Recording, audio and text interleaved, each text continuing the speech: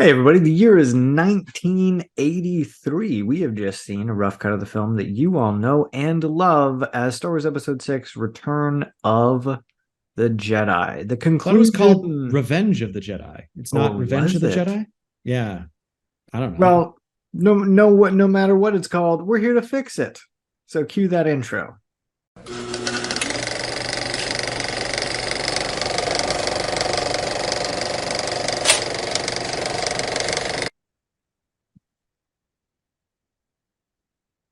Hi, everybody, and welcome to the Mirror Movie Universe podcast. I'm one half of this shindig, and my name is Nate.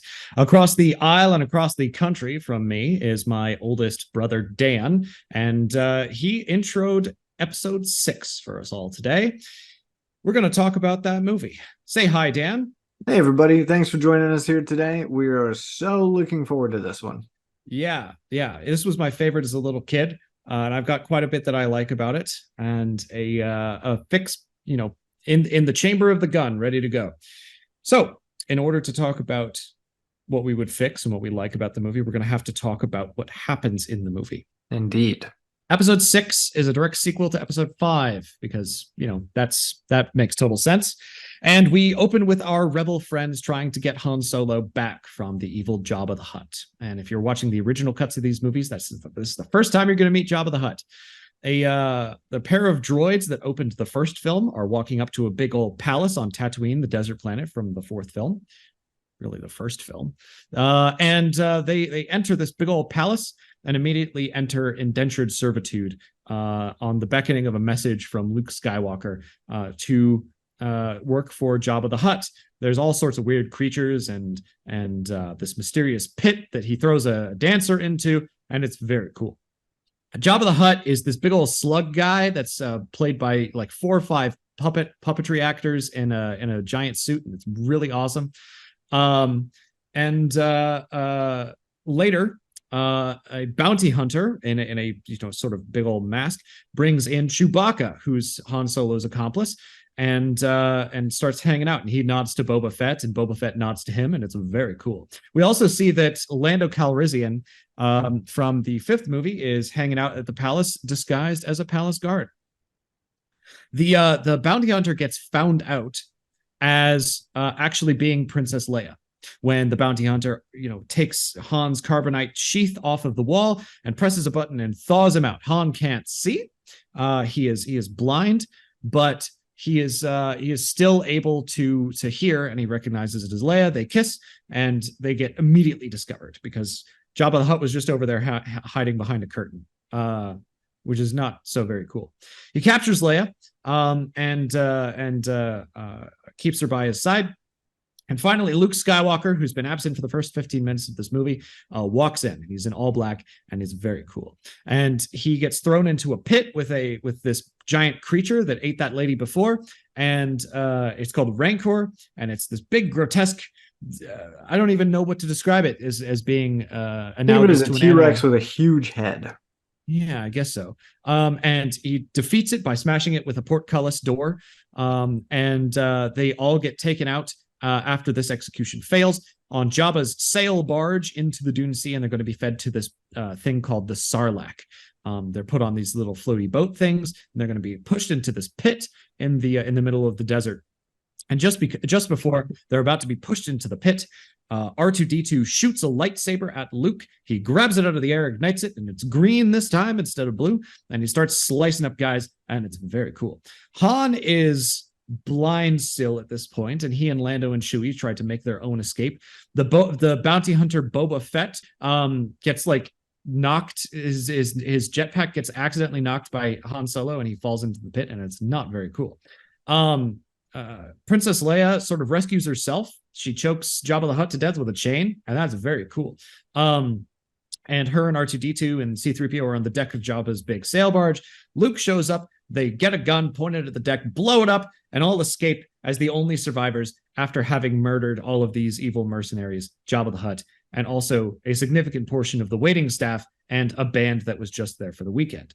I've thought about that since I was a kid. Like, the musicians were just there. Like, they're not doing anything bad. Anyway. They blow this thing up and go to the rebel fleet that's hanging out in space. Han Solo's back. He's a general now. Like everyone is a general. Everyone's a general. Lando's a general. Wedge is a general. Like everybody's a general. And so they've discovered that the Empire is building a second Death Star, which I think we learn in the opening crawl, but it's not really relevant until 45 minutes into the movie.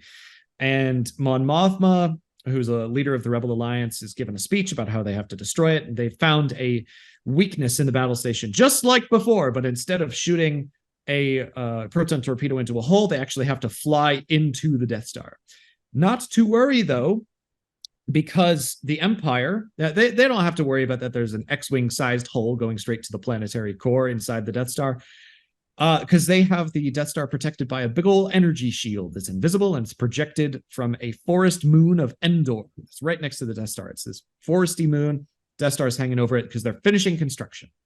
The Emperor himself is going to be overseeing the final construction of the battle station. We get some ominous scenes where the Emperor shows up and threatens some Imperial officers. He's like, "You're not working fast enough. Pull double shifts or something." I don't remember. Redouble your efforts. The rebels, are planning to set this whole thing up. Luke takes a quick detour to Dagobah, says hi to Yoda. Yoda's like, "Hey, by the way, Darth Vader is totally your dad. That's a real thing. I'm gonna die now," and he dies. Obi-Wan's ghost shows up and he's like, "Hey, sorry about Yoda dying. Sorry about Darth Vader being your father. Sorry that I lied to you before, but on some technicality I didn't. By the way, you have a sister." And Luke's like, "What?" And he's like, "Yeah, sorry about that." And Luke's like, "Who's my sister?" And Obi-Wan's like, "That girl that you smooched in the last movie for 5 seconds at the beginning." And Luke's like, "Ah, crap. That's not really what happened, but that's how any reasonable person would have reacted to that situation." Yeah. Luke rejoins the rebels. They're about to attack the Death Star, but they need to put together a strike team to infiltrate the forest moon of Endor and blow up the shield generator before they can attack the Death Star. And they have this simultaneous attack plan going on. The strike team will sneak aboard a stolen Imperial ship, go down to the moon, and blow things up. And the rebel fleet will show up with Lando and this awesome fish dude named Admiral Akbar, and blow up the Death Star with their plan. Turns out the rebels land on the forest moon of Endor, and things don't go quite to plan. They get captured not by the Imperials, but by these sentient teddy bear people named Ewoks, who are very primitive. And C-3PO can't really speak their language that well, but they seem to love Princess Leia, and they eventually worship C-3PO as a god. So they get these little teddy bear creatures with sticks on their side, and they fight some Imperials on fast motorcycle speeder bike things going through the forest, and it's very cool. So they try to take the shield down, but they're unsuccessful, and it turns out that it was a trap all along, because the Imperial fleet is waiting. The Imperial fleet is waiting there, and the Emperor is up on the Death Star, and Luke meets Vader for a final confrontation because Yoda told him that he had to confront Vader to become a Jedi. And he tells Leia, "By the way, you're my sister. Sorry that I kissed you in the last movie," and goes up with Vader to the Death Star. The Emperor reveals that it's all a trap and tries to goad Luke into fighting Vader for a final battle, to try to turn him to the dark side for his final confrontation. Well, the rebel fleet shows up. The fish dude realizes that there's a trap afoot, with the help of Lando Calrissian, and they are just stuck in between this Imperial fleet and the Death Star with the shield around it. They can't blow it up, and it looks like it's very much going to go the way of the last movie. With the help of the Ewoks, after they are captured, Han and Leia and Chewbacca starts doing some good work down on the planet surface and start blowing the shield up and trying to get into the door. Leia gets shot, and Han's taking care of her. And there's an Imperial stormtrooper that's about to kill them, and he sees that Leia has a pistol, and he says, "Oh, I love you." And Leia says, "I know." And it's very cool. And she shoots the stormtrooper, and they do some trickery and get into the shield bunker and blow up the shield. Admiral Akbar goes, "The shield is down. Commence the attack on the Death Star's main reactor." And Lando Calrissian and everybody's favorite pilot, Wedge Antilles, fly into the Death Star and shoot some torpedoes right at the right spot, and it starts to blow up. During this time, Luke has been fighting Vader because the Emperor goaded them into fighting each other. And Luke doesn't want to fight him because he knows that Vader's his dad. Yeah. Vader goads him into fighting him by realizing that he has a sister and that I think that it's Leia. And Luke freaks out and starts to kick the crap out of Vader. Luke, before killing Vader, he chops off Vader's hands. It's very poetic and very cool. Luke, before he kills Vader, is beset upon by the Emperor with some lightning because Luke refused to turn to the dark side. And Vader realizes that Luke is going to die. And Vader looks at the Emperor and doesn't say anything and picks up the Emperor and throws him down a bottomless pit. And he explodes. And he doesn't ever come back. Anyway, so the Emperor is dead. Luke is dragging Vader's half dead body out of the Death Star as it's blowing up because Lando and Wedge have done their thing. Mm-hmm. And he takes off Vader's mask at his request so he can see his son with his own eyes. And they share a moment, and Vader dies.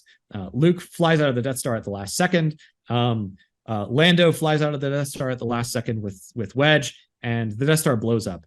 And it's very cool. There's a final celebration on Endor with the rebels and all of their friends. And Luke looks off into the distance, and the force ghosts of Yoda and Obi-Wan and Darth Vader, now Anakin Skywalker, are all looking at him very proudly. And the Ewoks are playing drums on the corpses of all of the stormtroopers, and it's very cool. And we get a fun moment where everyone is partying because the Emperor has been defeated and peace has been restored to the galaxy. And that is the end of Return of the Jedi. Lots happens in this movie. You did a great job. You always do a great job, but thank you. Great. It's very cool. But yeah, I like a lot about this movie. Dan, what do you like about Return of the Jedi? I love this movie. There's a lot in there. Yeah. I love it genuinely. So before I get into this, I have a funny story for you.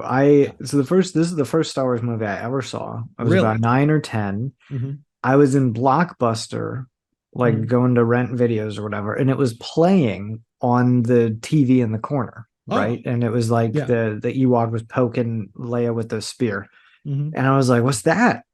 And my parents were like, "Oh, it's Star Wars. I guess you could get that." So they ejected the tape from the TV it was playing in. We rented it. Mm-hmm. But my mom and dad thought that, probably mom more than dad, thought that the beginning part with Jabba's palace and probably Leia in the gold bikini was too terrible. And I was not allowed to see it. So it was a VHS tape. So they just queued it up perfectly to start halfway through and continued to do that. So we watched it, we would rent it again, whatever. They continued for a year. I thought this movie was 45 minutes long. And I asked my dad at some point, I was like, boy, this is a really weird start to a movie. And in a very my dad thing to do, he's like, it's a sequel. Yeah, it doesn't matter. That's just where it starts. That's not what dad sounds like, but yeah. I felt like such an idiot for such a long time. So I only saw the Endor part of this for 2 years. Yeah. And I'm guessing that by the time you came along, they were just watch the whole thing. Who cares? They were watch the whole thing. Who cares? This is the burden of being the oldest. I blazed that trail for you, man. Well, I really do appreciate you being able to do that. I watched the entirety of this movie as a child, and I don't think it was the first one. I think Empire was the first one I saw. Okay. But I don't remember. I remember we had a 3 VHS tape pack by the time I came around, and it was a VHS tape pack that was released in 95 or something. And it had a stormtrooper and Darth Vader and Yoda on the cover of each VHS tape. And this was the one with Yoda on the cover. Yeah. It doesn't make a lot of sense. You'd think he'd be the middle one, but whatever. Yeah, whatever. I remember watching this. The only bit that I remember skipping as a child is at the beginning of every VHS tape, there is an interview with George Lucas where he's talking about this is how we did this. And it lasts for 40 minutes, or it seemed like it as a kid. It's I don't want to watch this. And so I got very good, just like the parents got very good at queuing up after Jabba's palace. I got very good for each tape, I could put it in and hit the fast forward button with the tape stopped and like count seconds until, and then like the movie would start about at the 20th Century Fox thing. But yeah, no, I was allowed to watch this movie the entire time. The only Star Wars movie that I was not allowed to see was Revenge of the Sith, because it was the first one that was PG-13. PG-13, yeah. It was PG-13, and all of the rest of these are PG. Yes. I don't think they would be today. Because everything, no, probably not. Well, PG-13 didn't exist when this came out. Right. So and it's not an R rating, so yeah. So yeah. Other than the second half, so quite a detour there, but no, I mean, we can count one of your likes as the second half of this movie is basically its own movie. Yes.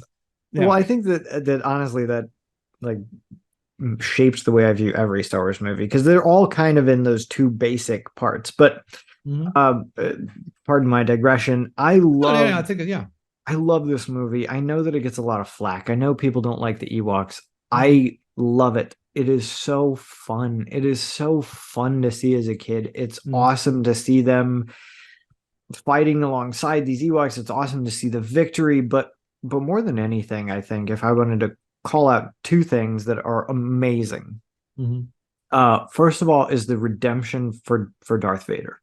He is a horrible villain. He like, and I mean that in like he's a great villain. He's a terrible person. He's killed so many people. He's done so many terrible things, and he still finds redemption. He still finds forgiveness in that final act from his son, and it gives him the ability to go on and be a Force ghost. It's a really beautiful thing that you don't see a lot of, and I love that. They didn't have to do that. Luke could have just defeated him. It's a really beautiful moment there. And it's incredible that they put that in. Love it, love it, love it. There's redemption for all of us, and it's never too late. The other thing I love is Luke's journey. He and Mark Hamill did such a good job, like to take him from where he was in A New Hope through The Empire Strikes Back to Return of the Jedi. It's so good. Like that character changes so much over the course of those three movies. He does such a great job. I, for the life of me, don't understand how Mark Hamill didn't get great roles after this. Like he's done some really good stuff. He's done some really good voice acting. After Star Wars, I mean, Harrison Ford, he did Indiana Jones and stuff, but he also did a bunch of like interesting one-off movies that are very dramatic, and I want to say it again, very cool. He did this one called Witness like 2 years after Star Wars. It's about a detective in Philadelphia who hides out on an Amish farm, and it's awesome. Really good. Mark Hamill wasn't getting roles like that after Star Wars, and it doesn't make a damn lick of sense because he's great in this movie. He's amazing. Like he's so good in this. The character growth is so good in this. What are your loves? What do you love about this movie? So the fact that Vader is redeemed is great. I also love that he's the one who kills the Emperor. You could really easily have it be Luke who wins the day and everything, but the fact that Vader is the one that does it is great. It also plays into the whole like, oh, there's a prophecy that'll bring balance to the Force thing. It's the best space battle of any Star Wars movie, even to this day. The space battles in the prequels get very cluttered, and the space battles the space battles in the sequels, with the exception of 7 is okay. With the final space battle, it's over a planet. Actually, it doesn't matter. Is okay. Episode 9, there's a god awful space battle at the end of episode 9 that makes absolutely no sense. Like it ramps up the tension very well. Like, oh my god, there's a trap, we can't go here, we're stuck in between this fleet and this everything. And then halfway through the space battle, because they thought the Death Star wasn't operational, it starts working and just blowing up ships one by one. And the half of the rebel fleet is like, we have to run, like we're retreating, and Lando is like, oh, you won't get another chance at this, like we have to stay. And people are dying quickly in space, and it ramps up the ticking clock for the people on the ground, and it functions very well, and it's very cool. It's beautifully balanced between those three kind of endings, right? You've got the battle on Endor, you've got the battle in space, you got Luke fighting Vader, and all three are happening simultaneously. Mm-hmm. And they do a really good job of keeping all three interesting and pacing really well. Yes, I'm looking. It's buried in a pile, so I won't get it out. But it also creates the best video game level in any flying Star Wars game ever. So Dan and I, you played Rogue Squadron as a kid. Yeah. Yeah, I played Rogue Squadron as a kid. I still love it. Rogue Squadron 2 for the GameCube was a release title for the GameCube. It was one of the first video games that came out, and the level for Battle of Endor, the developers of the game kept adding in TIE fighters, bad guy ships, until the GameCube crashed, and then they took one out, and that's the number of enemies in that level, because it's like a swarm of them, and it's very cool. It's been recreated like in like 6 or 7 video games. It's just so well structured with tension and build up. Love it, bar none. Yeah. But yeah, I think that's the end of the stuff I like about this film that's worthy of talking about. I love a lot of the little things, but Dan, yeah, you got to fix a little thing. What are you going to fix? Okay, so here's my fix for you. Star Wars is a huge, expansive universe. Yes, it's tons of planets. There's like encyclopedias and books and all this stuff written about it. But at the beginning of this, they go back to Tatooine, which is a very intentional choice. Yeah. Luke goes home. Mm-hmm. Think about that for a second. Like, Luke goes home. He loses his aunt and uncle, who were basically his mother and father. They've raised him. He loses everything in the first film here. He leaves it. He comes back. And there's not even a mention of it. Yeah. Like, they come back to Tatooine. They could have made Jabba the Hutt be anywhere. They come back to his home. And there's not even an acknowledgement. He says like once, he's like, "Oh, I used to live here." But it's not. So it's kind of like Taylor Swift says, right? I could take you home. Anywhere else is hollow. I'm begging for you to take my hand, wreck my plans. That's my man. So Luke comes back to Tatooine. It could have gone anywhere, and he has this huge character arc, like I talked about in my loves. Like, he goes from I was gonna go to Tashi Station, pick up a power converter, to I will never join you, never. And so all I want is get a scene on the Millennium Falcon or something. I don't care who you bring back. It can be C-3PO, it can be Leia, it can be Han. Someone talks to Luke. It can be Lando, whoever, and they just say like, "How are you feeling?" Like, what was it like to go home? And have Luke say like, I don't have a home anymore. That's not home. Okay. Show that growth. Like, I know that you put it on Tatooine on purpose, but like, really bring that out. Like, show something. Give Mark Hamill like another little moment to show how great he is, and just be like, that's not my home. That stopped being my home when my aunt and uncle died. I have no ties here. I don't know where home is, but this isn't it. Yeah. Because they reinforced that even in the original version of this movie, back when it was still called Revenge of the Jedi. They switched it like halfway through the marketing. In the original version of this movie, it opens with Luke in Obi-Wan's old house building the green lightsaber. And I prefer the reveal where R2-D2 shoots it and it's suddenly a surprise. But so I'm glad they cut it out. But even in when it was more verbose about it being Tatooine, he doesn't go home to Uncle Owen and Aunt Beru's house. He doesn't. He sheds that off at the beginning of this movie. And any acknowledgement to that, the question is, who would you talk? Where would you put that conversation, and who specifically? Because I think I have an idea of where I'd put it.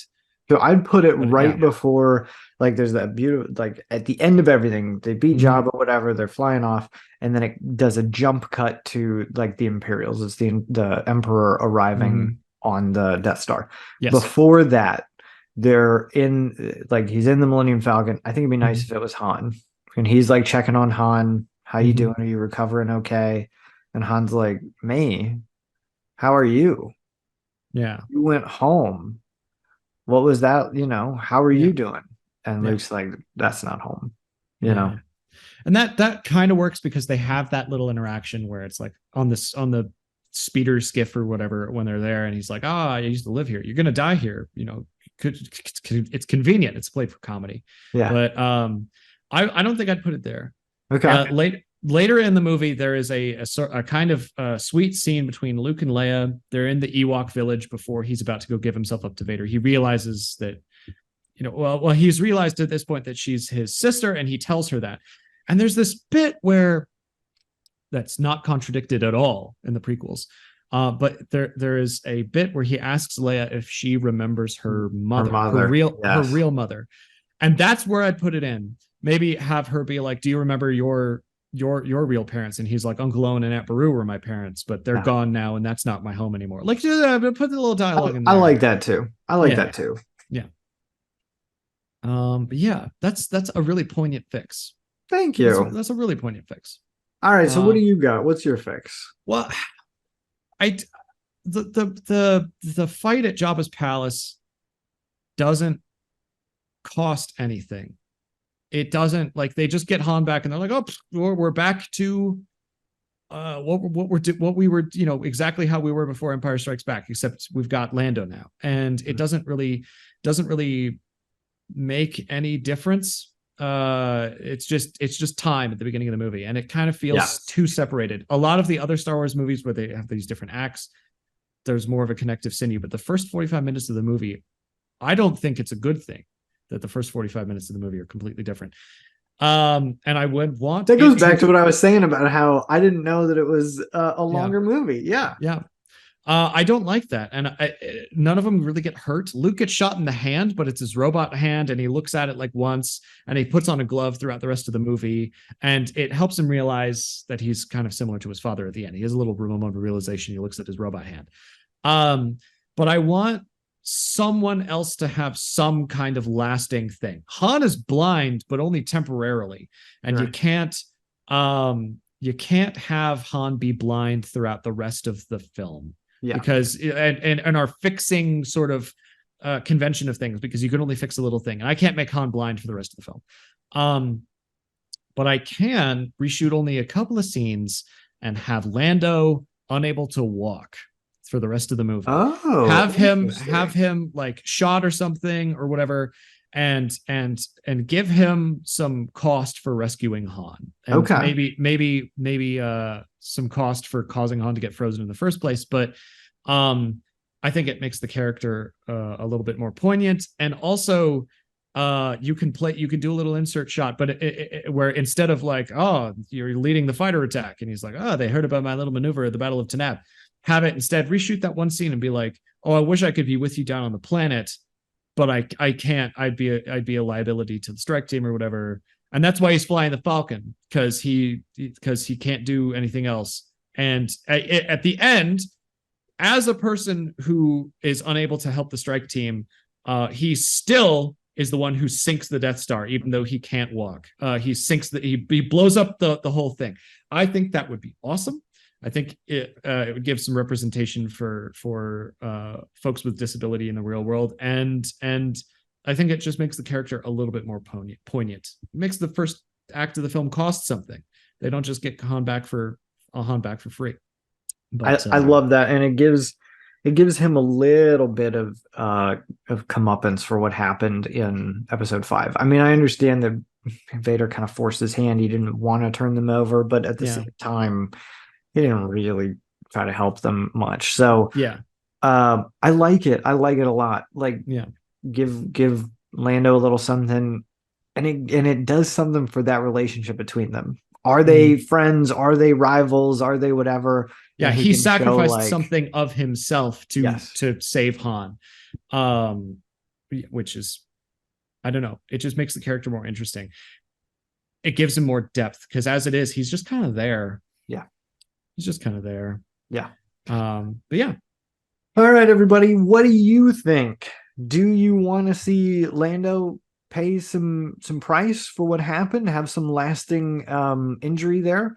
Do you want to see Luke have a little poignant moment where he can reflect on what it's like to be back on Tatooine? Do you think that the Ewoks should be played by Wookiees and reshoot that whole thing? What do you want to change? Be an expensive reshoot. I don't think it's a fix. I think it's a total redo. But you know, just take the film and stretch it so they're all. Oh, I love that. Just make them matte paint the whole thing. Yeah. We want to know.